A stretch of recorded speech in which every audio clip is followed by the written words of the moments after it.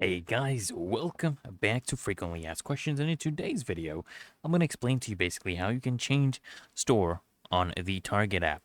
And as a bonus, I'll show you how to do that on Target.com as well.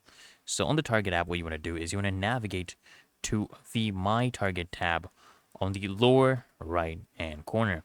And then you want to select Change under My Store to basically modify your desired store location.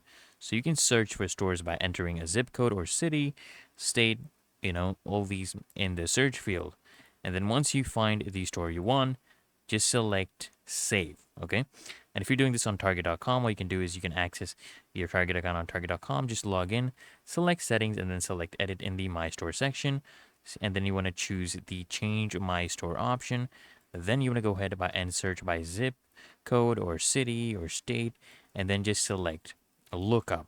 Okay, then select the radio button next to the desired store, and you want to just select shop at this store, and you basically have changed or set your store location. So it's that easy and simple, guys. So hope this video helps you out, and if it did, guys, consider smashing that like button as well as subscribing to Frequently Asked Questions, and I'll see you in the next one.